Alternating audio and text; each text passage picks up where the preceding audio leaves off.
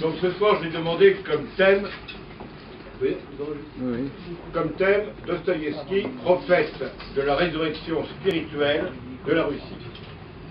Il prévoyait que le Christ russe enflammerait la Sainte Russie après des temps d'épreuve, et que ce Christ réchaufferait et recristalliserait l'Europe. Il est de bon ton dans les milieux dits conservateurs, catholiques sur différentes couleurs, de se plaindre. Et vous avez différents sites qui font Flores, la christophobie, que sais-je. On se lamente sur les persécutions. Or, on oublie que le christianisme est étroitement lié au sang des martyrs. Et c'est sa plus grande fécondité. Malheureusement, dans les milieux occidentaux, traditionnels, on se contente du culte, des rubriques, d'un rite. Mais l'esprit n'y est plus. D'ailleurs, ce qui explique en grande partie la crise qu'on a connue il y a une quarantaine d'années. En d'autres termes, si vous relisez par exemple Maxime le Confesseur, la liturgie est incapable dans nos milieux de transformer, de transfigurer la création. Dostoïevski, on pourrait le comparer, mais je vais être très bref, à un auteur français, Balzac, et qui, l'un comme l'autre, ont commencé avec des idées qui ont été aux antipodes de la fin de leur carrière. Dostoïevski, au départ, un brave ou bon démocrate,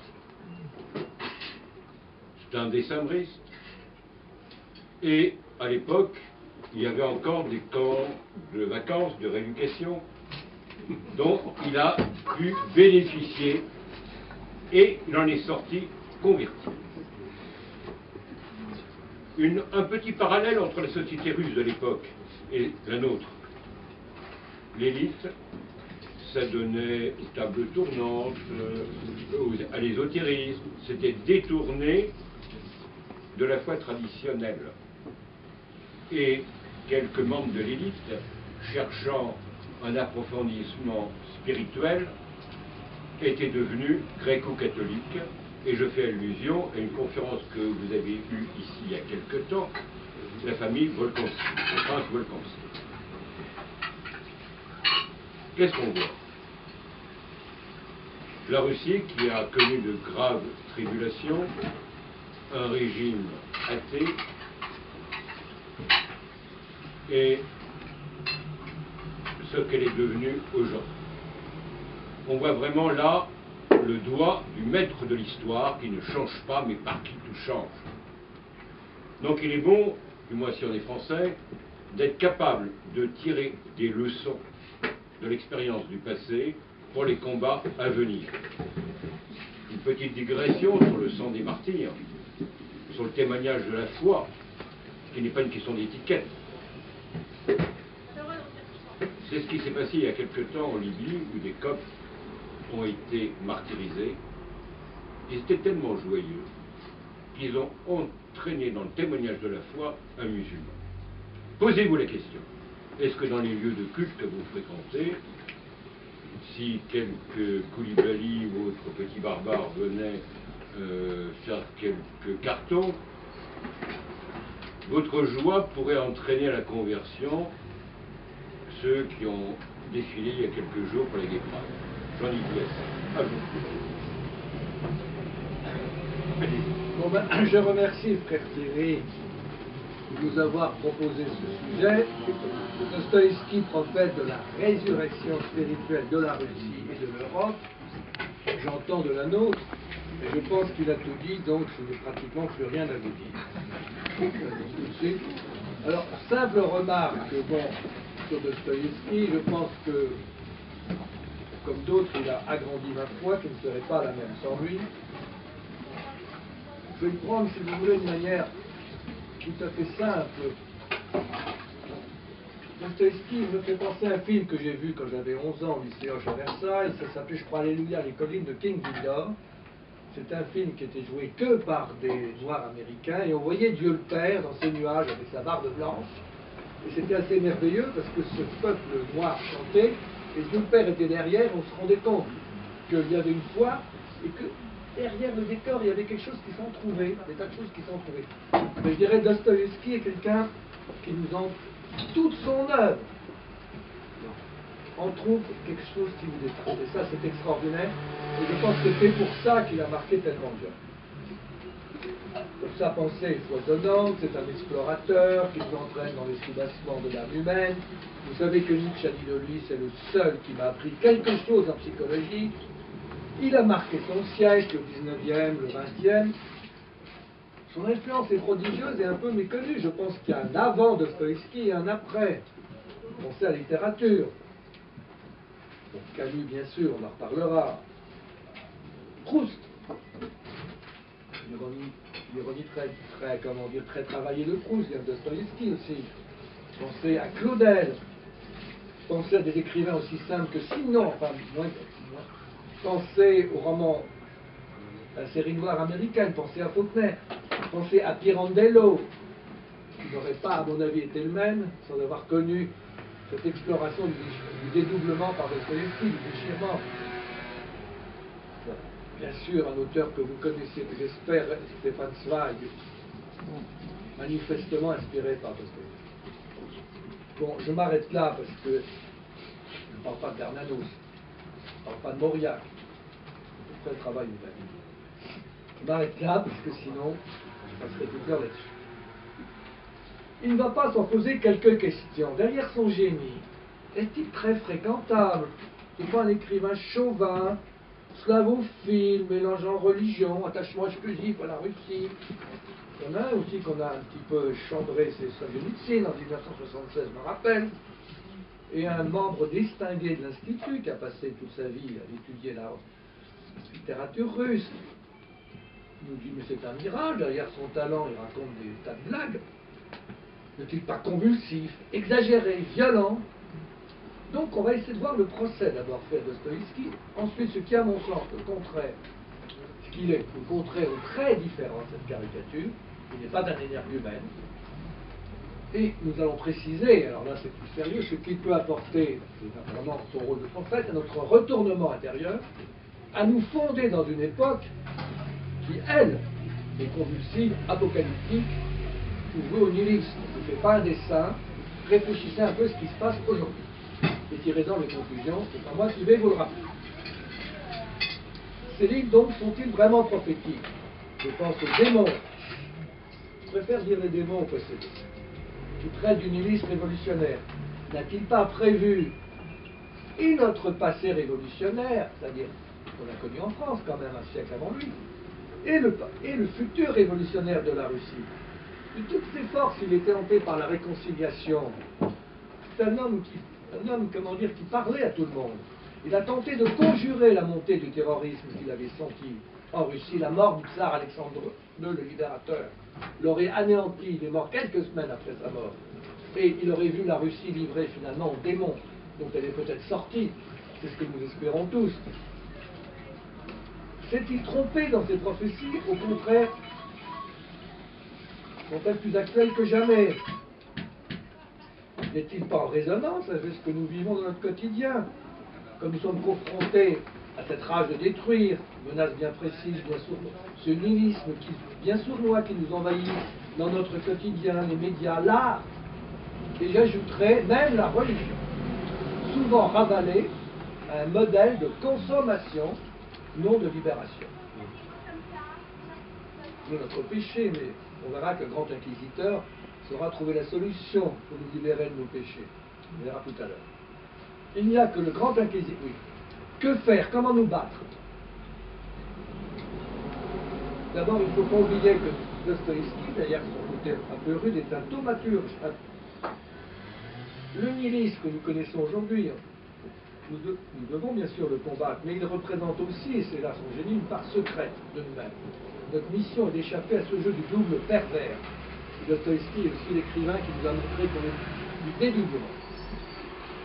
Nous examinerons, suivant la démarche d'un grand théologien russe Paul Egonikov, le problème ou le scandale humain tel qu'il est perçu par Dostoïevski à travers les facettes des personnages, et ensuite comment le nihilisme a pu développer ses liens, il s'agit tient, avec le libéralisme, et nous pourrons conclure pour tenter d'échapper à ce dilemme. Alors, Je vous signale que Tolstoï a fait un livre qui s'appelle Résurrection. Je ne sais pas si parmi vous certains l'ont lu. C'est un livre évidemment d'un grand talent, mais qui laisse une arrière-goût assez amer. Alors que Dostoïevski, c'est le contraire. Je vous signale que ma glose n'étant pas de grande importance, nous allons revenir au texte, et là je tiens à remercier les comédiens qui sont venus pour lire les textes de Dostoïevski, qui paraissent plus importants, Clémentine et Cyril. Je me permets de vous signaler qu'à la fin, on fera passer un chapeau pour revenant à Dostoïevski. Romano Guardini, le grand théologien allemand, lui reproche aussi le personnage de Chatov. Et la fameuse phrase qu'il dit à Stavrogin, qui perd son peuple, perd son Dieu. Et il ajoute, le peuple russe sera le seul peuple théophore à porter Dieu. Certes, la formulation mériterait d'être revue. Mais serais-je aussi sévère que Romano Guardini? Je ne pense pas. Comme d'ailleurs un petit peu René Girard, il y a un refus là de voir la nécessité pour une foi de l'incarnation. Le parcours de Chatov est incomplet, sa foi est balbutiante, nous sommes bien d'accord, mais enfin, c'est le cas de tous les héros de Dostoïevski. Ne confondons pas finalement l'écrivain avec ses personnages, tellement il y met de vie. Vous savez, ça me fait penser à ce gosse qui va casser la figure sur le plateau au méchant, dans le Mahabharata, un film que j'ai vu dans ma... Bon, on dit Dostoïevski, vous avez vu comme il est méchant, vous avez vu là, mais c'est tout. Il est descendu aux enfers, il n'est pas le seul. Peut-on le définir, lui qui a une pensée si fluide, en quête, dans une quête jamais achevée, qui nous est chère comme des gouttes de vin précieux, qui a ranimé la conscience, je pense, des plus grands chez nous, car il nous révèle, nous verrons toute cette vie qui nous reste, qui peut à chaque instant nous offrir cette part irréductible de notre existence, cette liberté qui nous révèle, comme dirait Berdiev, qui s'en est nourri. Et je pense à quelque chose d'une actualité brûlante, vous connaissez tous, ce débat brûlant qui nous tue un peu à propos de doit-on laisser vivre ou pas cette personne pour qui relationnelle.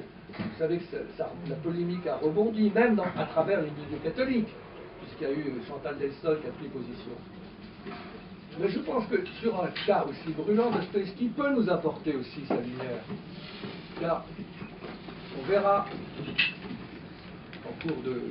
on verra tout à l'heure, comme quoi il montre que chaque instant de vie est un monde pour nous, que nous soyons handicapés. Alors, nous verrons donc 3 points, les critiques et tentations dont le temps de nous livrer, prophètes de notre résurrection surmontant la tentation d'un monde aussi où le soleil ne se lèvera plus, celle du désespoir compassionnel, et il peut donc nous amener, être celui, excusez-moi, qui nous amène à résister à ce qui nous détruit. On vous lira donc le témoignage de quelqu'un qui a été inspiré directement par Dostoïevski et qui est passé à la vitesse supérieure, Hans Scholl. Vous connaissez peut-être l'histoire parmi vous. Alors, première partie, Dostoïevski est-il un slavophile ou un écrivain trop russe, comme on lui reproche? Venons-en au grand discours qu'il a tenu sur Pouchkine le 8 juin 1880, 6 mois avant sa mort. Ça fait une consécration extraordinaire. Tout le monde s'embrassa. Il s'embrassa même Tourguenieff, qui était son grand rival. Je vous lis quelques passages. Pouchkine, dit-il, c'est une manifestation extrême de l'esprit russe. J'ajouterai quant à moi prophétique. Pouchkine arrive à ce moment où nous prenons conscience de nous-mêmes, vagabonds russes aspirant au bonheur universel. Mais, précise-t-il, qu'est-ce que la force spirituelle de la nationalité russe, sinon dans ses ultimes objectifs, son aspiration à l'universalité et à l'humanité intégrale? Poète pleinement national et populaire, Pouchkine n'a eu qu'à toucher la force du peuple pour pressentir la grande mission qu'il avait devant lui. C'est là qu'il est prophète. Oui, la destination de l'homme russe est sans conteste pan-européenne et universelle. Être un vrai russe, pleinement russe, cela ne signifie pas autre chose, finalement j'insiste sur le mot, qu'être frère de tous les hommes. À un vrai russe, l'Europe est aussi chère que les destinées de sa propre patrie, parce que notre destinée est l'universalité, non pas conquise par le glaive, mais par la force de la fraternité, et de notre aspiration fraternelle à la réunion de tous les hommes. S'efforcer d'apporter la conciliation, définitivement dans les contradictions européennes, montrer à la détresse européenne l'issue que lui offre l'âme russe, universellement humaine et unificatrice. Pour faire place en fraternelle charité à tous nos frères, et pour finir peut-être, prononcer la parole définitive de la grande, de la totale harmonie de l'accord fraternel, irrévocable de toutes les races, selon la loi évangélique du Christ. Tout le monde s'est réconcilié, les slavophiles, les libéraux, les révolutionnaires, tout le monde était ému. Pourquoi? Parce qu'il y a eu un moment de communion extraordinaire. Après, chacun a repris ses billes, bien sûr. Ils ont dit, mais qu'est-ce qu'on a fait? Pourquoi est-on ému? Ou là, qu'est-ce qu'il a raconté? Mais, alors, je reviens à notre cher ami de l'Institut, dont je ne suis pas le nom, une interview dans un journal que j'estime beaucoup, Catholica. Il lui reproche donc à Dostoïevski, j'ai répondu à son article, ces hyperboles, une interprétation douteuse où le Christ serait l'incarnation de la Russie. Vous vous rendez compte?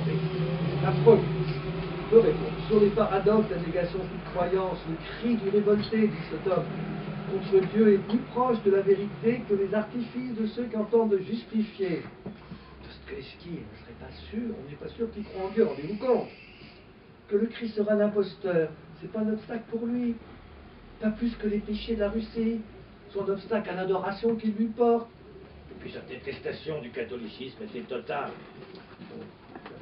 Et il ajoute, pour faire bonne mesure, c'est un être cruel et moqueur qui mêle à ce qu'il écrit une confiture de sainteté. Rassurez-vous, j'ai réagi. Qui ne sait pas dépeindre un amour humain, mais seulement représenter des femmes hystériques? Je crois qu'on peut répondre en deux temps à cette objection. D'abord littéralement, et ensuite voir ce que cache chez ce monsieur qui ne lui pardonne pas de ne pas être un libéral. Nous le verrons quand il démasque les pères libéraux. Donc, réponse à ces critiques. Pourtant, à sa manière, Dostoïevski sait à la fois être léger et doux. Où il a une prémonition de la douceur, de la consolation. Il met à nu les signes secrets, invisibles. Certes, de prime abord, c'est pas du Schubert, c'est plutôt du Brahms, du Beethoven. Tellement sa polyphonie est forte. Mais derrière les déchirements qu'il met à jour, les cris, les scènes convulsives, il y a aussi beaucoup de douceur à découvrir chez les héroïnes femmes comme Sonia, une jeune fille, ou les petits enfants, petites filles. Pour peu qu'on prête l'oreille. Non, un amour entre un homme et une femme n'est pas toujours convulsif. On le traite toujours, on regarde avec des pincettes, un peu comme on a regardé Solzhenitsyn après, ou Chauvin. Bref, tout ce qui serait, en plus, on dit qu'il serait étranger au mystère féminin. N'oubliez pas qu'il s'est marié avec Anna Grigoverna, c'est un mariage absolument extraordinaire. Elle était 20 ans plus jeune que lui, elle l'a littéralement réenfanté, aidé dans ses comptes, aidé dans sa sténo. Elle l'a porté, c'était un couple heureux, avec bien sûr. Elle lui a permis de faire son œuvre, de terminer sans cette femme extraordinaire, qui n'avait pas son génie, mais c'est vraiment le couple, c'est le couple homme-femme, d'actualité. Il n'aurait pas pu finir son œuvre. On ne s'en rend pas compte, on peut lui rendre un hommage extraordinaire. Elle l'a vraiment sauvé de l'abîme, qui s'était mis un peu de raisons compliquées. D'abord, on y trouve très discrètement, je reconnais, le culte de la Vierge Marie à travers les souvenirs d'enfance d'Alyosha, le héros des frères Karamazov. Il enfante. On peut noter chez Alyosha un élément de Sophie. Les premiers souvenirs de sa mère, ah, excuse-moi. Ah, excusez-moi, voilà. Alyosha va vous parler. Alors, Alyosha, c'est Clémentine pour moi. Le premier souvenir de sa mère le possédait. Il se rappelait une douce soirée d'été, la fenêtre ouverte aux rayons obliques du soleil couchant. Dans un coin de la chambre, une image sainte, avec la lampe allumée. Et devant l'image, sa mère agenouillée. Elle l'avait saisi dans ses bras, le serrant à l'étouffer, et implorait pour lui la Sainte Vierge. Relâchant son étreinte, pour tendre vers l'image comme sous sa protection. Les paroles aussi de la boiteuse dans Les Démons, cette femme que Stavrodine a épousée par dérision. Personnage typique de Dostoïevskien, femme complètement marginale, mais justement. La mère de Dieu est la de la terre. La terre est le sein cosmique de l'homme, et elle participe à l'enfantement de la mère de Dieu. La terre, le cosmos, la Vierge sont trois aspects symboliques de la Sophia. Oui, cela ne suffit pas pour exprimer le rôle de la Vierge tel que nous connaissons, nous, chrétiens, à travers les peintres, la Madone. Mais n'oubliez pas que Gertrude von Lefort, dans La femme éternelle, dit qu'il y a eu une prémonition chez les peuples antiques ou même païens de quelque chose qui allait venir. Bien sûr, la Vierge c'est autre chose qu'un panthéisme. Mais on peut noter cette attention extrême, et ça c'est très dostoïevskien, au pouce de Dieu. Tout à l'heure, j'ai oublié de vous dire qu'il avait évidemment marqué Camus. Et Camus a eu deux phrases qui sont typiquement dostoïevskiennes.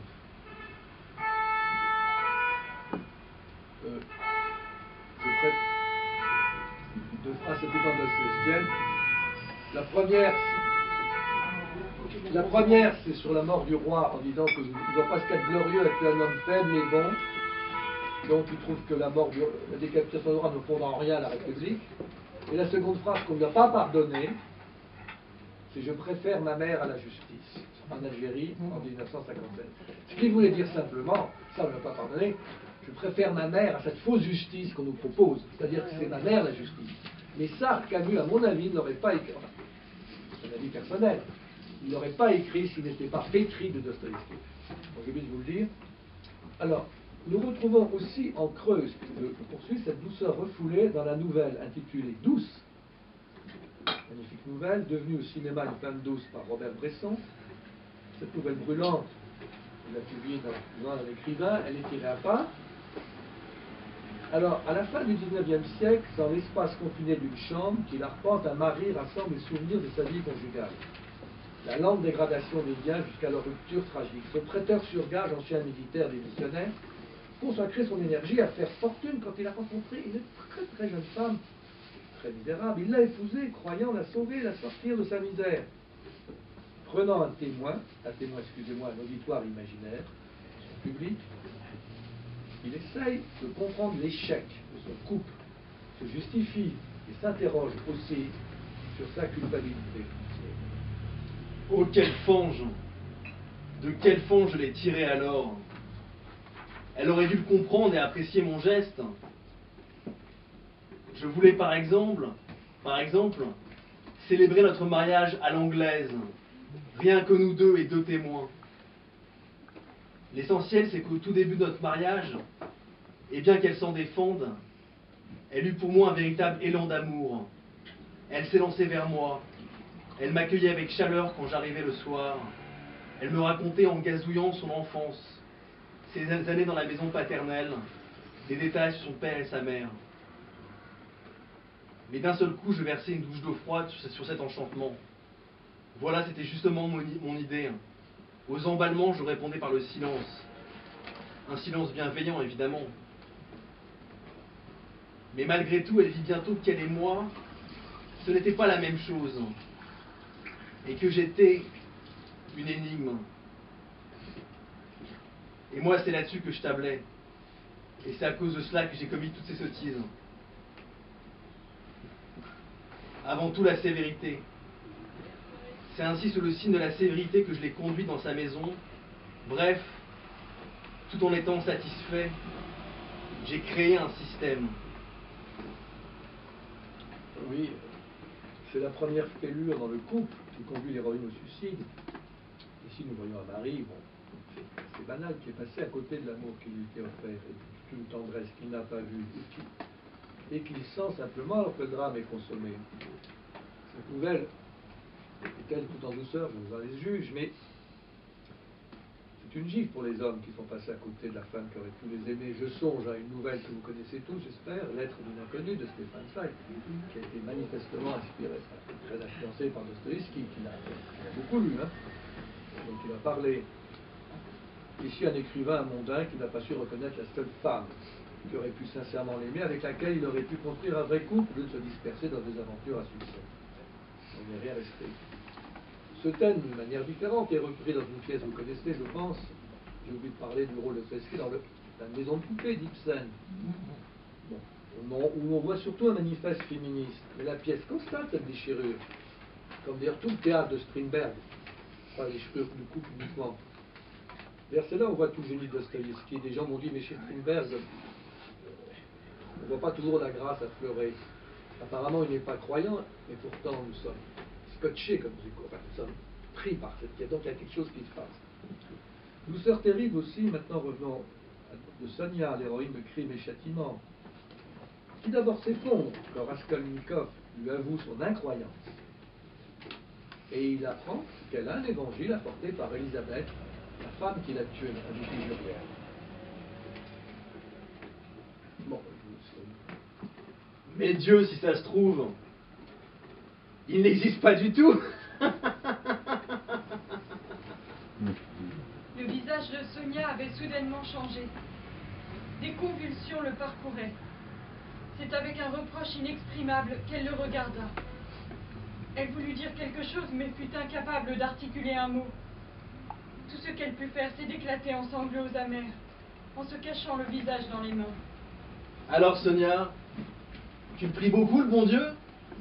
Qu'est-ce que je serais sans Dieu? Et en échange, qu'est-ce que Dieu fait pour toi? Taisez-vous. Ne posez pas de questions, vous n'êtes pas digne. D'où vient cet évangile sur la commode? On l'a apporté. Qui? Elisabeth. Où est-il question de Lazare? Trouve-moi ce passage et lis-le-moi. Jésus dit, je suis la résurrection et la vie. Le croyez-vous? Oui, Seigneur. Je crois que vous êtes le Christ, le Fils de Dieu qui devait venir en ce monde. un peu plus loin dans le roman, nous voyons une autre scène où Sonia réagit différemment quand Raskolnikov avoue enfin son crime. Alors tu ne veux pas deviner qui a tué cette vieille Elisabeth? Non. Tu as deviné? Seigneur, comme inconsciente, elle bondit, se tordant les bras, puis revint, s'assit à côté de lui. Qu'avez-vous fait? Qu'avez-vous fait de vous-même? Murmura-t-elle désespérée. Et se redressant d'un bond, elle se jeta à son cou, le prit dans ses bras et le serra de toutes ses forces. Tu es étrange. Tu me prends et tu me serres dans les bras alors que je t'ai dit cette chose. Tu n'as pas conscience. Non. Il n'y a personne au monde de plus malheureux que toi. Et elle se mit à pleurer en sanglotant, comme prise d'une crise d'hystérie. Un sentiment qu'il ne connaissait plus depuis longtemps jaillit de son âme. Il ne résista pas, 2 larmes coulèrent de ses yeux. Raskolnikov finira par avouer son crime aux autorités, comme lui demande Sonia, afin qu'il puisse enfin renaître.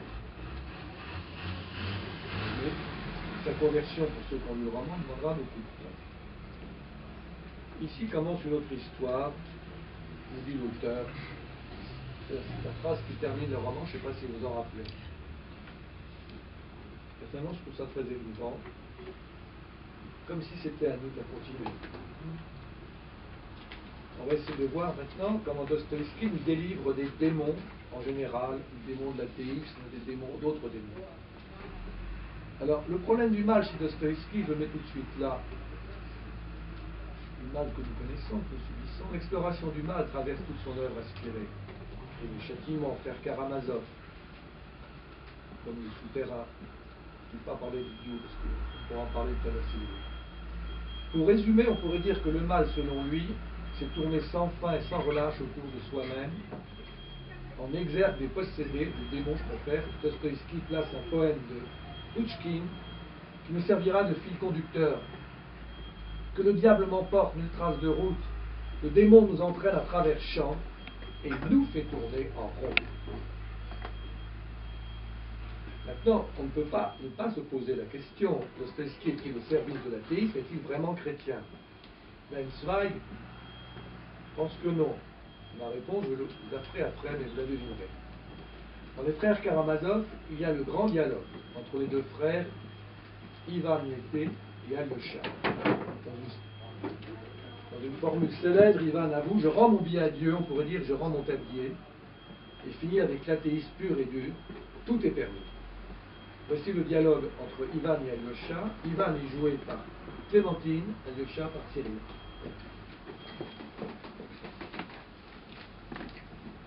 Je t'avoue, Alyosha, humblement, mon incapacité à résoudre de telles questions, surtout au sujet de Dieu. Existe-t-il ou non? Ainsi, j'admets non seulement Dieu, mais encore sa sagesse, son but qui nous échappe. Je crois à l'ordre, au sens de la vie, à l'harmonie éternelle dans laquelle on prétend que nous nous fondrons un jour. Figure-toi en définitive que ce monde de Dieu, je ne l'accepte pas. Ce n'est pas Dieu que je repousse, mais la création. Voilà ce que je refuse d'admettre. M'expliqueras-tu pourquoi tu n'admets pas le monde? Certainement, ce n'est pas un secret. Et j'y venais, petit frère. Je n'ai pas l'intention de pervertir ta foi, ni de l'ébranler. C'est plutôt moi qui voudrais me guérir à ton contact. Écoute, frère. Je me suis borné aux enfants pour être plus clair. Je n'ai rien dit des larmes humaines. La terre en est saturée.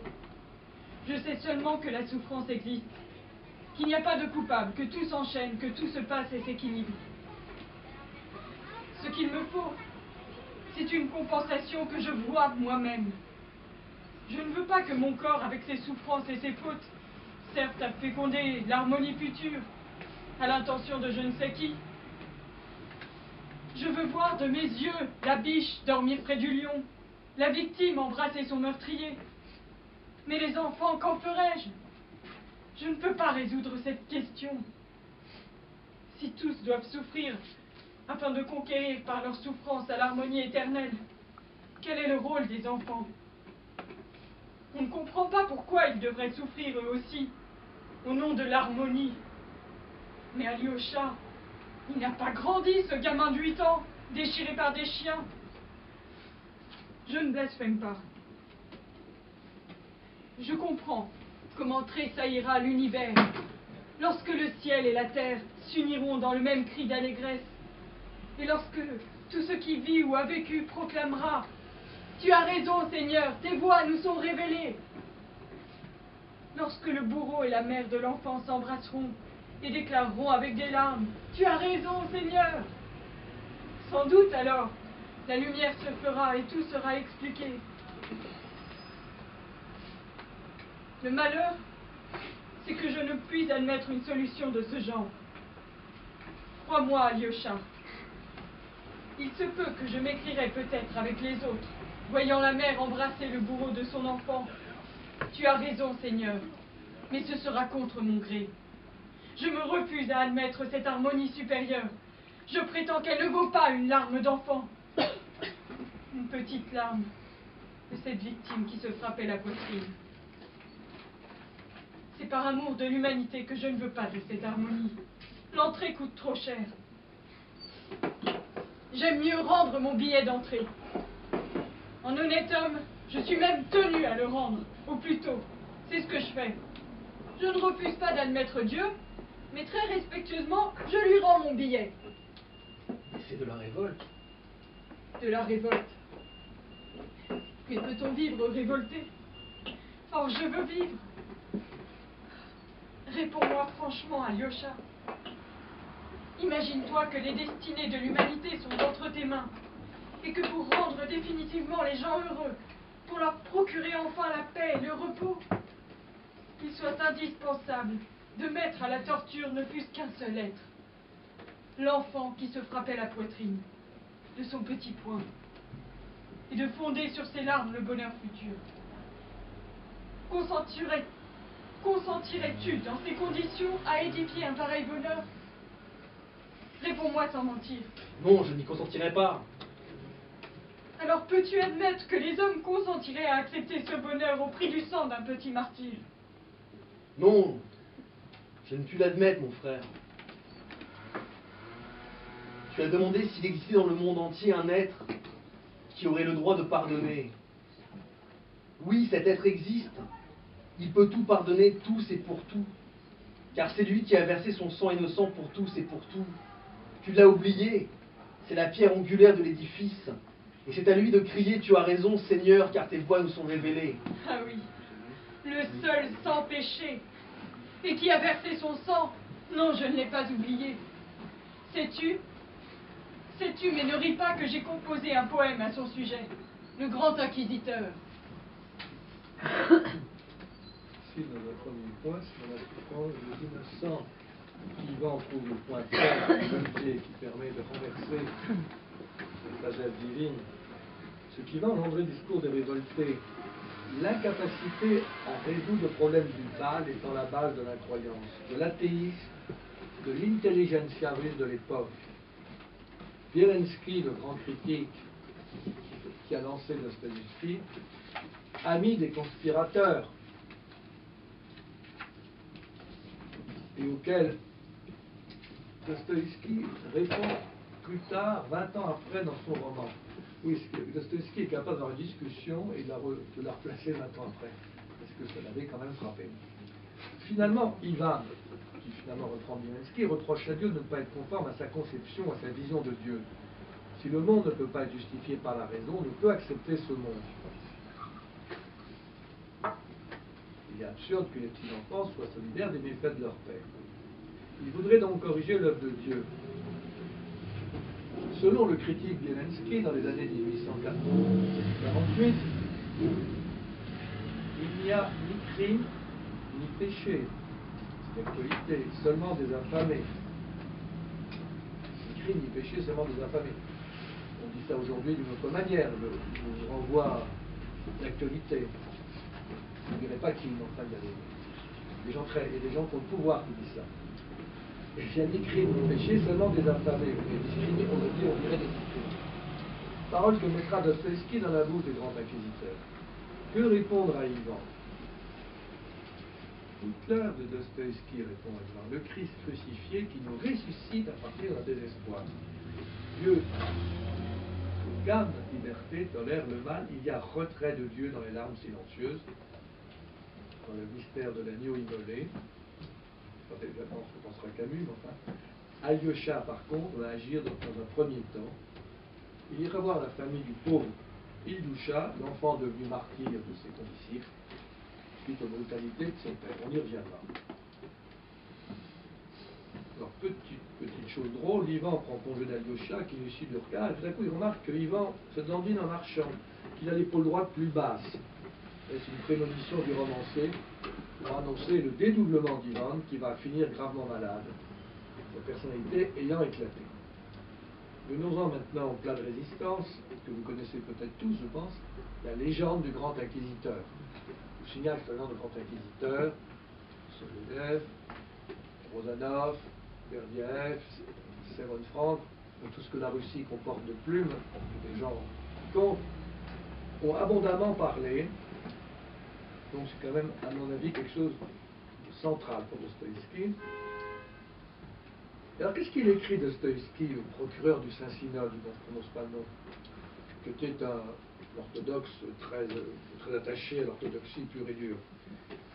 Il dit, oh ben, dans toute l'Europe, on ne trouvera pas d'expression aussi puissante de l'athéisme. Oh là là, un athée, c'est bien à travers le creuset du doute que mon osana a passé, il dit, et il ajoute, je me sens moi-même que l'athéisme est le plus fort. Ah, qu'est-ce que c'est que ça? Moi je dirais, attention, Dostoïevski ne parle pas pour lui, mais pour les personnages. Je crois qu'il met quelques malices à provoquer le procureur du Saint-Synode. Je crois qu'il y met un peu, je crois que c'était aussi un malicieux. Hein. N'oubliez pas qu'il était très très malin. Le grand inquisiteur serait-il aussi un modèle de propagande anti-religieuse? Jugeons-en par nous-mêmes. C'est un poème, Ivan qui se souvient à son frère. Alors, Clémentine prend le rôle d'Ivan, Cyril celui d'Alyosha. L'action. Alors l'action, excusez-moi, se passe à Séville à l'époque de l'Inquisition. Le Christ apparaît silencieusement dans une rue, la foule se rassemble.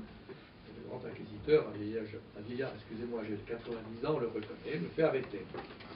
La nuit vient, une nuit de Séville, chaude et étouffante. Le grand inquisiteur va le voir dans sa cellule. D'où cet étonnant dialogue. Mais d'abord, le grand inquisiteur l'apostrophe, assez violemment. Ne dis rien, tais-toi. D'ailleurs, que pourrais-tu m'apprendre? Je sais d'avance tout ce que tu pourrais dire. Tu n'as pas le droit d'ajouter. Pourquoi viens-tu aujourd'hui nous déranger? Car tu nous déranges, tu le sais bien. J'ignore si tu es une apparence, mais demain je te condamnerai. Et le prisonnier, il se tait donc? Il regarde le visiteur sans ouvrir la bouche? Mais c'est justement ainsi que les choses doivent se passer. Le vieillard pose maintenant une question. Ne leur répétais-tu pas sans te lasser, je veux vous rendre libre? Tu les as vus, les hommes libres, ajoute le vieillard d'un air sarcastique. Oui, cela nous a coûté cher, poursuit-il, en fixant sur le Christ un regard sévère. Mais nous avons achevé ton œuvre en ton nom. Sache que jamais les hommes se sont crus aussi libres qu'à présent, et pourtant leur liberté, ils l'ont humblement déposée à nos pieds. Cela est ton œuvre. Est-ce cela la liberté dont tu rêvais? De nouveau, je ne comprends pas. Il fait de l'ironie, il se moque. Pas du tout. Il se vante d'avoir, lui et les siens, supprimé la liberté pour rendre les hommes heureux. Et le grand inquisiteur poursuit son terrible acte d'accusation au Christ. Qui avait raison? Toi ou celui qui t'interrogeait? Tu veux aller au monde les mains vides, en prêchant aux hommes une liberté qui leur fit peur, car il n'a jamais rien eu de plus intolérable pour l'homme et la société que la liberté. Tu vois ces pierres dans le désert aride. Change-les en pain, et l'humanité accourra vers toi, te sera reconnaissante et soumise. Mais tu n'as pas voulu priver l'homme de sa liberté. Tu as répliqué que l'homme ne vit pas seulement de pain. Mais sais-tu qu'au nom du pain terrestre, l'esprit de la terre s'insurgera contre toi, luttera et te vaincra, et tous le suivront. Des siècles passeront, et l'humanité proclamera par la bouche de ses savants qu'il n'y a pas de crime, et par conséquent pas de péché. Qu'il n'y a que des affamés. Nourris-les, et alors exige d'eux qu'ils soient vertueux. Tu te faisais une trop haute idée de l'homme. En l'estimant moins, tu lui aurais imposé un fardeau plus léger, plus en rapport avec ton amour. N'es-tu venu que pour les élus, des milliers et des dizaines de milliers? Ils te suivront, mais les autres? Que deviendront les autres? Les millions et milliards qui n'auront pas le courage de préférer le pain du ciel à celui de la terre?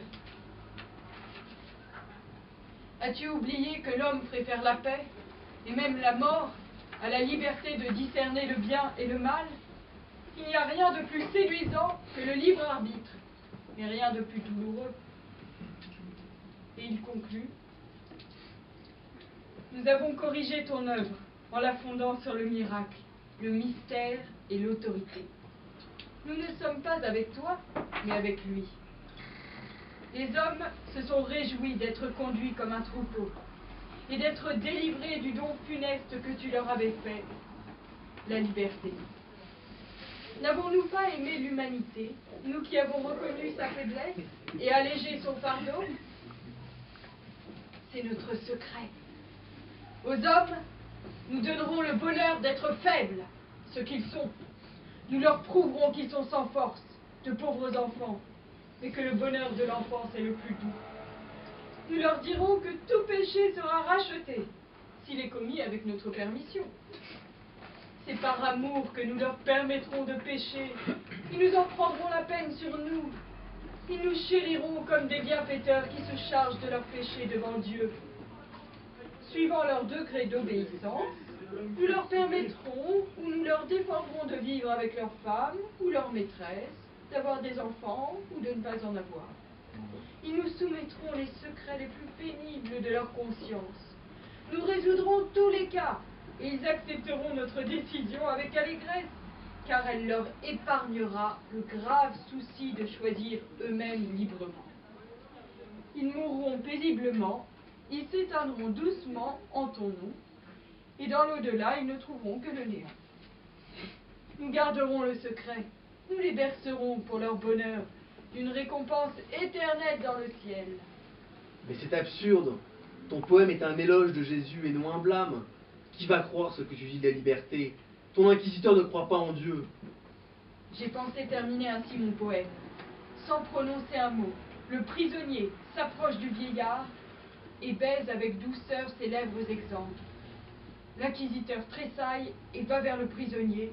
Il lui dit « Va-t'en maintenant, ne reviens plus jamais. »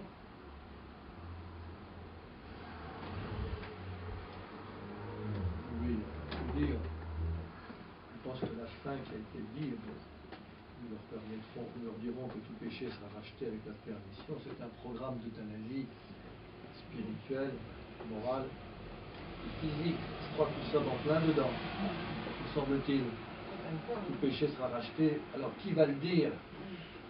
Les églises, certaines, les consciences. Excusez-moi, je vous laisse réfléchir là-dessus. Le grand inquisiteur ne vise pas simplement les religions, bien sûr, tout le monde a compris. Berdyaev, tout ça, c'est pas la religion catholique qui est visée, enfin, un peu visée, bien sûr. Mais surtout les messianismes temporels, encore plus gravement, car les religions transmettent en principe la transcendance. Le grand inquisiteur supprime la liberté, organise la société pour qu'elle prenne en charge l'homme tout entier, lui rendant artificiellement une innocence personnelle. Il prend sur lui le secret du néant. C'est pas l'ordre du jour. Je pense un peu à un livre très récent de Laurent Overton qui s'appelle Big Brother. On a entendu une très bon compte-rendu de l'auteur à un cercle. Il me semble que je ne connais pas personnellement l'auteur de Big Brother, comment il s'appelle? Non, l'auteur de... George Orwell. George Orwell, excusez-moi, ça m'a échappé. Je pense qu'il a lu Dostoïevski. Je pense qu'Oberton aussi a dû lire. Je ne connais pas sa position métaphysique, mais en tout cas, nous sommes, me semble-t-il, en plein dedans. Grand inquisiteur, bon, il faut le transposer non pas à Séville, mais à Paris, sur Seine. C'est une expression. La réponse d'Alyosha peut sembler insuffisante, puisque c'est que elle est charpentée de l'acte d'accusation. Et c'est bien ce que le procureur du Saint-Synode a reproché à Dostoïevski, il a dit quand même, hein, l'accusation a tous les atouts, et nous, qu'est-ce qu'on a? Mais, là aussi, il faut inverser le... Prêter attention à Dostoïevski, à son roman. Toute l'œuvre répond finalement, en sourdine. Si nous écoutons bien Alyosha, répétant le baiser d'amour du Christ au vieillard, sur l'élève vivant et agissant pour réparer, lui qui va agir pour réparer ce que son frère Dimitri a saccagé, le Christ apparaît bien à terme, d'une manière qui nous laisse totalement libres, génie total de Dostoïevski, comme l'appel de l'amour, l'icône renouvelée de Dieu, le Christ idéal, la beauté, qui transfigure l'éros humain, qui offre à l'homme sa véritable vocation, enfant de la liberté, du libre amour et du sacrifice. Évidemment, ce n'est pas un Christ très théologique, c'est un Christ qui se profile à l'horizon. Il n'est pas encore, bon, on peut trouver qu'il est un peu faible sur le plan théologique, mais il est là. On voit bien l'erreur du grand inquisiteur qui sépare de manière arbitraire l'humanité en deux, toujours au dédoublement, et aujourd'hui ça continue, diabolique, celle du troupeau et celle des élus, l'élite. Aujourd'hui c'est l'élite et comment appelle-t-on la masse, quoi, un culte, enfin bref, je ne dis pas tout quel terme, on traite les gens qui sont dans le... J'en prends pas trop d'expressions politiques. Celle du troupeau, celle des élus, les élus, vous les connaissez, vous savez où ils sont aujourd'hui. Aptes à la liberté.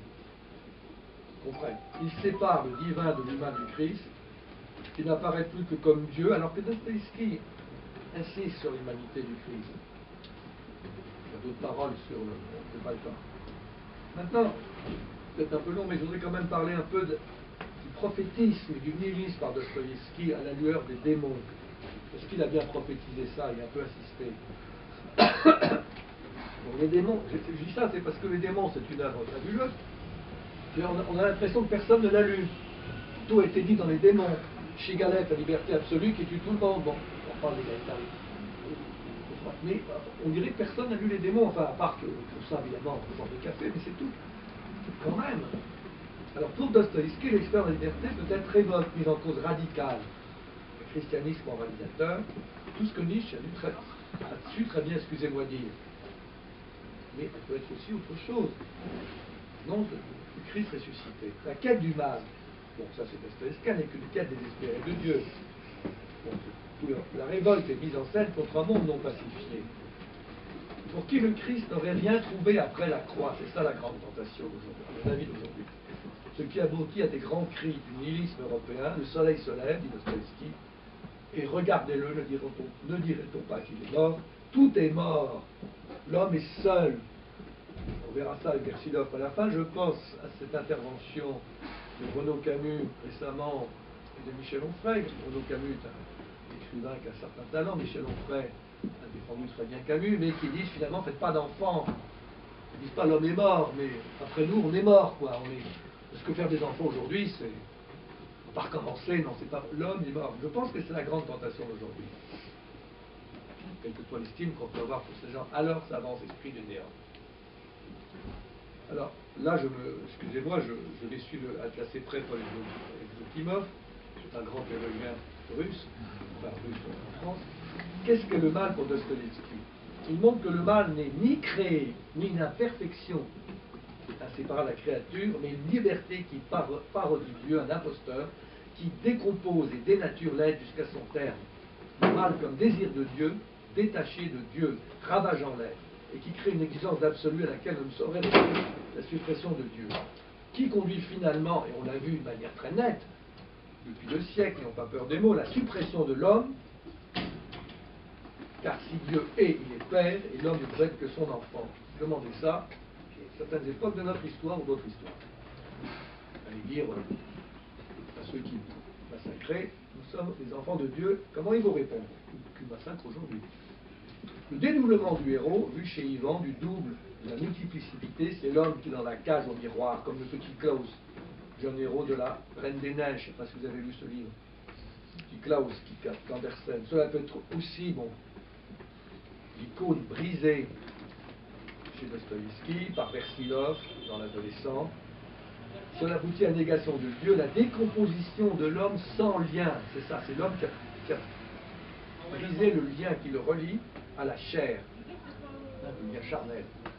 Mais l'apparition du double, il a fait un livre qui s'appelle Le Double en 1946, qui a mal été lu, qui s'identifie à celle du diable. Je vous signale qu'il y a un roman de Bernanos que vous avez peut-être lu dans votre jeunesse, qui s'appelle Sous soleil de Satan, qui a fait un copier-coller du diable de Dostoïevski dans Les Frères Karamazov. Donc c'est bien le double qui nous renvoie à notre propre lien. Donc Les démons, c'est un livre prophétique. Bon, il part d'un fait divers authentique, l'assassinat en septembre 89 de l'étudiant Ivanov. Dans ce livre, bien sûr, un creux à la conversion. Si on veut échapper à la ronde infernale des héros, c'est toujours le diable qui nous fait tourner en rond. Pierre, qui est devenu l'âme damnée de la bande, Pierre est un nihiliste qui veut faire la conquête de la ville et qui arrivera. Il est très bien vu dans les salons. Moi, je connais quelqu'un qui s'appelle Pierre Verponsky aujourd'hui. Je ne vous dirai pas dans quel média il officie. Je vous donnerai son nom dans le creux de l'oreille tout à l'heure. Il y a quelqu'un qui exactement, moi je vois très bien qui c'est Pierre Verponsky. C'est le nihiliste, celui qui veut tout détruire et qui est ravi, et qui est très bien vu dans les salons, qui est très bien vu des élites, qui est très médiatisé. Je crois que Frère Thierry a compris ce que je veux dire. Le désir de Dieu tourné vers la possession tourne à vide, vertige de la passion, tourne à anéantissement, amour devenant haine de soi, haine de l'être, et la relation du père au fils devient évidemment le lieu du meurtre. Bon, c'est des choses qui sont relativement banales, mais on peut bien se rappeler. Mais aussi le meurtre du fils. Pourquoi le fils est mort? Parce que il est mort spirituellement. Ce père qui n'existe plus, qui a perdu toute substance, il tue spirituellement les enfants.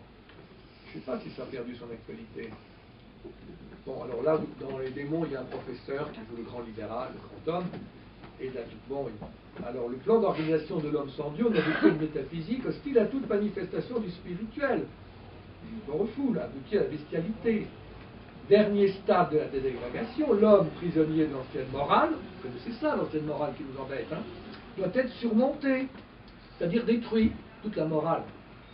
Le cycle est achevé, nous sommes en plein, les forces sociales ne l'expriment plus ou réduisent l'homme à sa surface, on dit hors sol aujourd'hui, à un numéro, celui des camps, ou de nos sociétés codifiées, juridisme sans âme, celui de nos lois.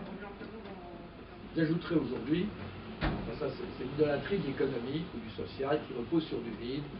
Bon, en termes plus faciles, le consumérisme comme modèle de société. Bon, sans véritable moi, c'est-à-dire sans développement et reconnaissance du tu devant Dieu, comme dit Ivanov, qui a tiré la conclusion de Dostoïevski, c'est par le tu devant Dieu qu'on accède, que chaque personne accède devant Dieu à sa reconnaissance. Il n'y a pas de nous qui puisse fonder une véritable communauté. Donc par le matérialisme envahissant, Dieu sait qu'il existe, pousse en profondeur aux régions les plus irrationnelles, bestiales, alors que la dignité de l'homme repose sur sa ressemblance avec Dieu, ce qui est la base de l'humanisme chrétien. Bon, ceci est valable de tous les hommes, et même ô combien, c'est là le génie de Dostoïevski, des épaves qui peuvent ces romans, mais qui tous invoquent avec quelle force cette parenté, on verra tout à l'heure. En conclusion, l'humanisme a raison d'affirmer la valeur de l'homme, la valeur de l'homme en l'élevant au sommet de l'être. Certes, mais il faut affirmer au sommet de l'être créé. Toute la différence est là, la conception organique chrétienne de Dostoïevski, là je pense qu'il s'engage, s'oppose donc à l'absolutisation d'un des aspects de l'homme, que ce soit sa race, on a connu ça, sa classe, ou l'État, ou le juridisme. À travers les dons variés, elle propose de retrouver la fraternité universelle. En dehors de Dieu, selon Dostoïevski, l'union n'est jamais possible. Ces héros cherchent assez loin, non pas la structure parfaite de la vie sociale, mais le reflet de leur rapport avec la vérité absolue. Ils ne cherchent pas une solution politique, sociale, comme aujourd'hui on trouve la solution, mais le reflet. L'homme universel est celui du royaume de Dieu à venir. Et là, Dostoïevski n'en dit pas plus. À venir, attention, hein. C'est pas nous qui allons faire venir plus vite. Hein. L'erreur des intellectuels, ajoute-t-il, consiste à dire à ce qu'ils ne reconnaissent pas dans le peuple russe, voilà, c'est un grand... Ah, ça, on n'aime pas ça. L'Église, je ne parle pas des édifices ou du clergé, mais de la soif inassouvie du peuple russe d'union fraternelle au nom du Christ. Il ne croit qu'il ne trouvera son salut que dans l'union universelle au nom du Christ, le peuple, excusez-moi. Voilà en quoi consiste notre socialisme russe, roman d'un écrivain. L'accusation de nationalisme étroit, de pense-la-vie, souvent accolée à Dostoïevski, doit donc être nuancée. Sa ferveur nationale est en creux pour dépasser le matérialisme, mais elle ne tourne pas l'idolâtrie. C'est Soloviev, son grand disciple très sympathique, le fait remarquer dans un discours, 1er février 1882, Dostoïevski n'a jamais vu le destin de la Russie dans un isolement nationaliste. Au contraire, il considérait que la vocation du peuple russe consistait à être au service du vrai christianisme, ni latin, ni grec, ni juif. Il n'a jamais idolâtré le peuple en tant que peuple, mais il a demandé qu'on revienne à l'incarnation autre chose. Venons-en aux conséquences. On pourrait discuter, bon, ça peut être formules, j'ai pas le temps. Venons-en aux conséquences. C'est peut-être encore d'actualité, au rapport père-fils, j'en ai parlé. Pour Dostoïevski, l'homme de l'intelligentsia, vous connaissez aujourd'hui, et une détestation du présent. Ce que reproche violemment l'ancien révolutionnaire Chatov aux libéraux, jamais ils n'ont aimé le peuple, ni souffert de ses douleurs, jamais ils n'ont rien sacrifié, n'ayant à son égard que du mépris. Ils ont supprimé toutes les relations concrètes pouvant unir les hommes. La source de l'inspiration du penseur libéral, je ne parle pas de la libre entreprise, le droit au libre examen reste inemployé. Un objet concret. L'absence d'objet, dans toutes ses manifestations de son existence, est devenue sa seconde nature. Le père ferait ainsi la voix au fils, nihiliste par son égocentrisme, son parasitisme et son inconsistance profonde. Écoutez, pensez à tous ces jeunes qui partent vers le djihad, qui sont d'origine diverse, dirons-nous. Il y a eu un père qui a manqué, à l'école ou ailleurs, on ne sait rien. Il a dû se passer quelque chose quand même. Bon. Il prend en permanence une attitude de persécuté. Le père, il joue un rôle qui épuise sa personnalité. Le masque dévore la personne. Résultat, son fils est devenu un cadavre vivant. L'amour verbal crée des êtres privés de dimension spirituelle. À l'âme méchante, envieuse, parce qu'ils n'ont aimé le vrai peuple, mais leur idéal. L'essence du libéralisme pour Dostoïevski, au-delà des idées de progrès, et cet esprit d'athéisme qu'il reproche à la génération qui l'a précédé. Bielenski qui l'a découvert, Tourgueniev dont il fut plus jaloux, tous ces grands intellectuels et ses contemporains. Ils aspirent selon lui toute la civilisation moderne à devenir une vertu en Christ. Les pères libéraux, en se rétractant dans leur fils, préparent ainsi spirituellement une génération qui étant libérée de tous les liens, soit d'en finir avec les pères, peut-être physiquement demain, et élimine en même temps les éléments rétrogrades de la société. Vous connaissez les éléments rétrogrades. Alors, n'oubliez pas Dostoïevski est quand même un homme de relations. Il est capable de discuter avec tout le monde. C'est quelqu'un qui n'a jamais rompu les ponts en discussion. Mais il affirme ce qu'il veut. À l'inverse de... Bon, j'arrête ce paragraphe. Parce que je voudrais aller un peu plus vite. La désintégration de l'aide Liesovnikov s'opère par le déplacement par couche autologique, libérant l'ego, abolissant. René Girard, dans un livre intéressant du double, Dostoïevski du double à l'unité, décrit le conflit, c'est ça qui est très important, entre l'orgueil humain qui divise et l'unité d'une vision religieuse universelle par l'humilité, celle laquelle le Christ nous appelle, que l'écrivain russe aurait progressivement, selon lui, surmonté tout au long de son œuvre. Donc c'est mettre en place l'humilité contre l'orgueil. Remarquons Saint Augustin avec des choses très remarquables, je ne vous en parle pas. Dans l'Apocalypse, c'est bien la liberté qui nous renie au dans l'Apocalypse, l'expression « je vomis les tièdes » ne veut pas dire que le Christ préfère la consistance supposée du mal, des vrais méchants tièdes, que nous sommes souvent, mais peut-être bien que Dieu nous rend attentifs à notre incapacité, aujourd'hui, congénitale, à lutter contre cette tentation à n'être rien. À quoi bon, dit Stavroguine, à quoi bon lutter? Le héros cadavérique. Je pense que, je ne suis pas spécialiste des pères de l'Église, mais on parlait d'assédia autrefois.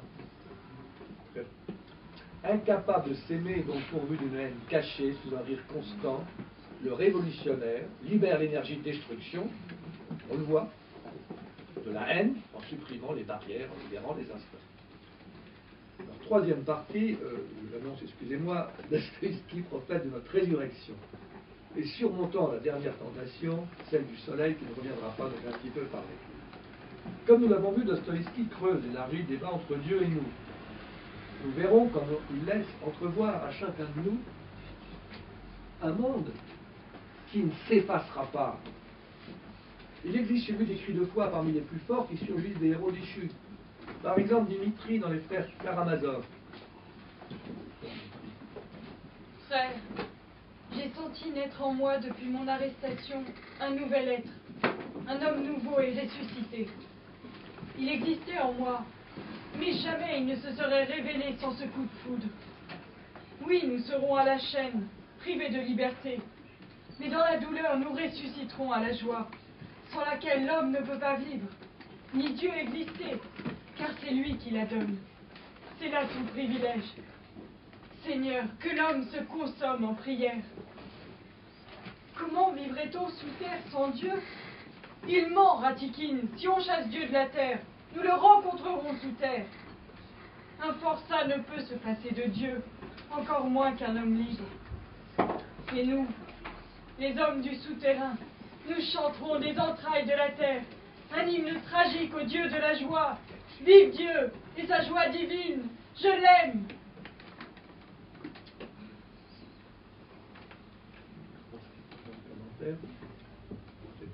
Exceptionnellement, nous pouvons entendre le témoignage d'Anne Scholl au journal d'Août 42, 6 mois avant d'être guillotiné avec sa sœur le 20 février 1943.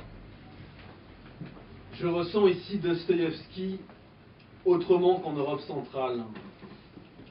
Presque tous les hommes vivent tous les jours et à chaque heure la même chose.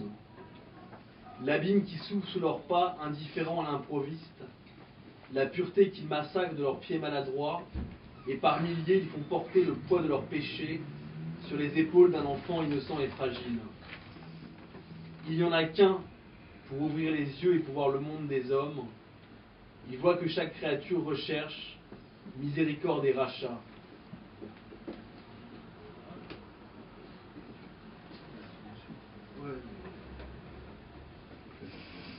J'entre dans une église russe. Le peuple chante, les cœurs des croyants vibrent à l'unisson, on sent le mouvement des âmes qui s'épanchent, qui s'ouvrent après ce long silence cruel, qui ont enfin trouvé leur chemin pour leur véritable pays. Je voudrais pleurer de joie, car dans mon cœur aussi se dénoue une chaîne l'une après l'autre. Je voudrais aimer et rire, car je vois qu'au-dessus de ces hommes brisés, toujours un ange vole, qui est plus fort que les puissances du néant. Le nihilisme spirituel a été un grand péril pour la culture européenne, mais dès qu'il a connu son ultime conséquence dans la guerre totale, à laquelle nous avons fini par succomber, et où il a voilé le ciel magnifique sous une mer de nuages gris, il a été vaincu.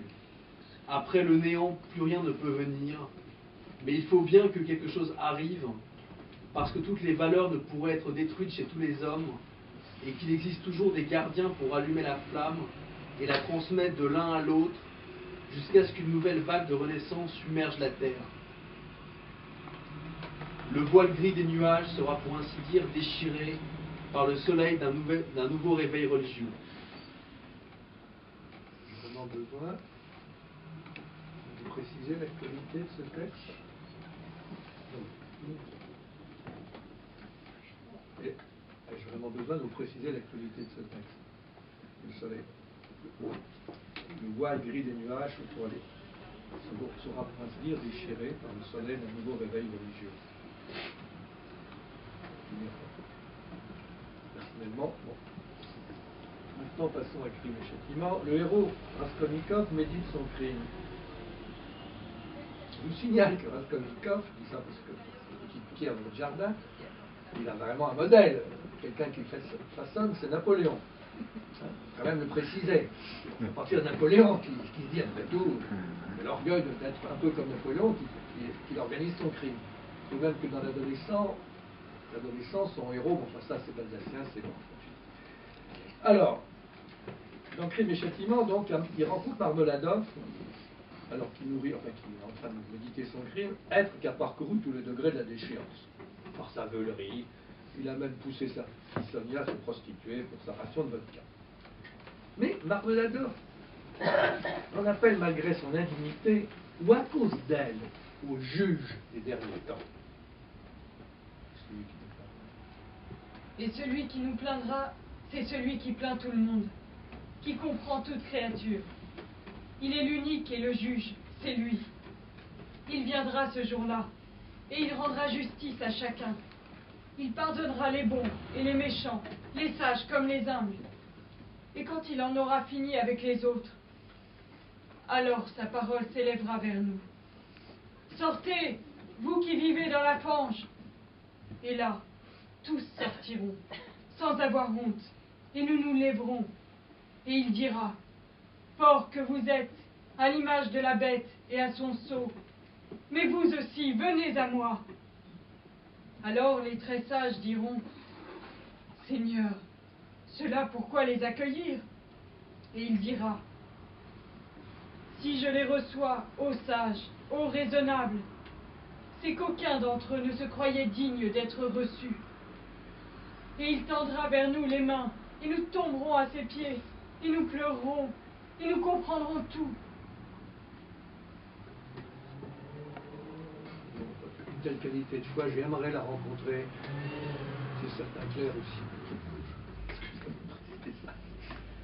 Dans l'idiot, alors là, ça fait partie de Dostoïevski. J'ai oublié de vous dire, au début, Dostoïevski, toute son œuvre répond à toute son œuvre. Il est en perpétuel questionnement. Il dialogue avec ses personnages. Et ça forme une unité totale. C'est-à-dire que l'idiot, Alyosha répond à l'idiot et tout ça. Bon, ça on oublie de... Enfin, bien sûr qu'on peut lire de manière séparée son œuvre, mais ce qui est de génial chez Dostoïevski, c'est que son œuvre n'est jamais achevée. Il y a toujours un jaillissement qui surgit après, de lui ou de nous, on n'en sait rien. Et le rôle des personnages secondaires n'est pas assez montré. On reste trop dans l'idiot, à la personnalité un petit peu compliquée de Krasnouchki, on parlera une autre fois. Il y a un personnage qui est très intéressant, c'est Lebedev. On a dit les clés, un peu trouble, mondain. Et il est surpris par son neveu à prier pour le repos, c'est l'idée de l'âme de la comtesse du Barry. Il s'en explique. Voici comment elle est morte, après tous les honneurs qu'elle a connus. Le bourreau Samson l'a traînée bien qu'innocente à la guillotine pour faire plaisir à ses poissards de Paris.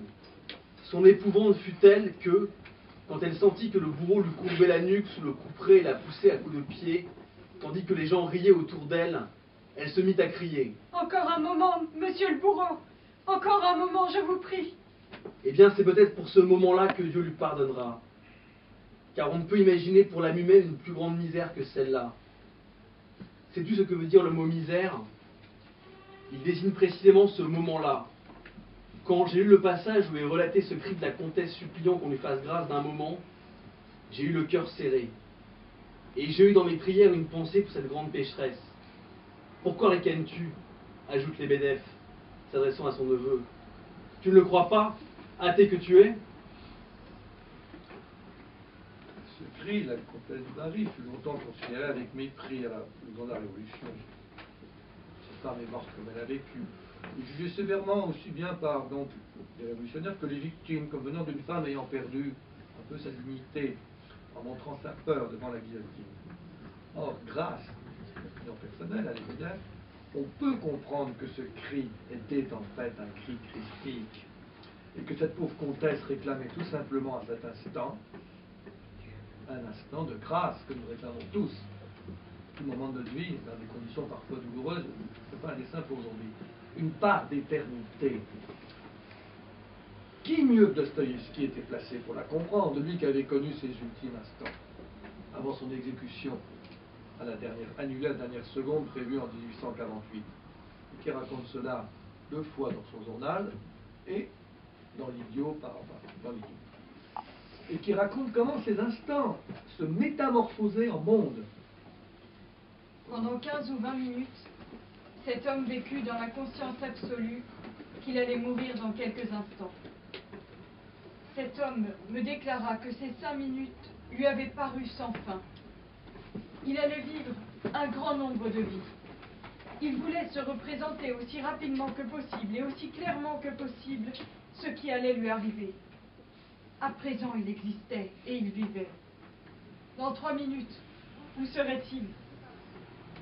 Près de là s'élevait une église, dont la coupole dorée brillait sous un soleil éclatant, dont il ne pouvait détacher les yeux.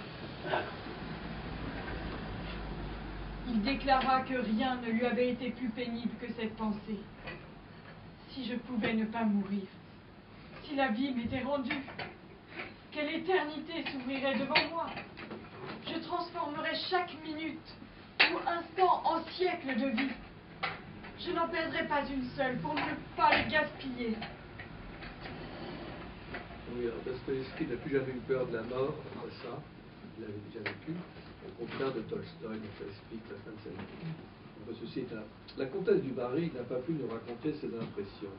Mais seul Dostoïevski a compris qu'elle a su, au pied de l'échafaud, transformer en éternité ses ultimes instants de grâce, scellant la défaite du bourreau, montrant l'inanité d'une révolution qui, ayant éradiqué Dieu, on était venu à éradiquer l'homme, préparant d'autres révolutions, d'autres massacres, comme il l'a pressenti, bien sûr, dans les démons. De manière plus générale, et c'est là ce qu'il y a de plus réconfortant chez lui, à mon avis, Dostoïevski nous révèle que notre vie est devant nous, nous derrière nous. Chaque instant de vie, c'est ça qui prophétise, chaque instant de vie, pour des grands handicapés physiques de parvenir sur le sujet, peut être illuminé, prémisse de la grâce. Il ne parle pas directement de la grâce, mais prémisse, c'est-à-dire que la grâce pourra remplir. Nous ne sommes pas en plein dans ce débat aujourd'hui, avec tout le débat sur l'euthanasie qui concerne tas de gens. Et puis le sens de la vie, tout simplement, ça forcément. Dans son roman L'Adolescent, qui est un roman peu connu, je pense que peu de monde parmi vous l'a lu, Versilov, le père qui fascine tant son fils, a un rêve à propos du tableau de Claude Lorrain, Assis et Galatée. Rêve des plus poignants sur l'humanité, sensation de bonheur ancien perdu, c'est l'âge d'or, et retrouver un rêve prémonitoire qui prophétise aussi les derniers jours de l'humanité. Mais alors l'Europe ne vous a pas ressuscité, demande le fils à son père, parce que le père, comme tout noble, est allé faire son voyage en Europe. Qu'est-ce que répond le père? Si l'Europe m'a ressuscité, et je partais pour l'enterrer. L'enterrer? C'était en Allemagne. Je vis donc en songe ce tableau que j'appelle l'âge d'or.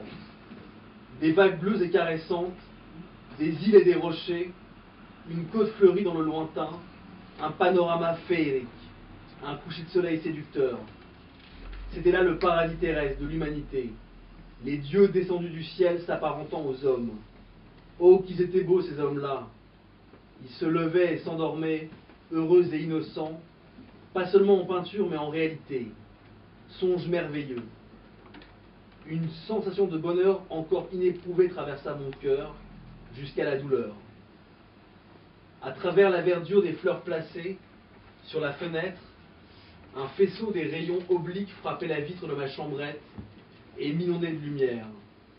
Eh bien, mon ami, eh bien, ce soleil couchant du premier jour de l'humanité européenne se transforma tout à coup, quand je m'éveillai, en soleil couchant du dernier jour de l'humanité européenne. À ce moment, on entendait en Europe un glas d'enterrement. Oui, il venait de brûler les Tuileries et de proclamer l'athéisme. Les hommes sont demeurés seuls comme ils le voulaient. La grande idée d'autrefois les a quittés. La grande source d'énergie qui jusqu'ici les a alimentés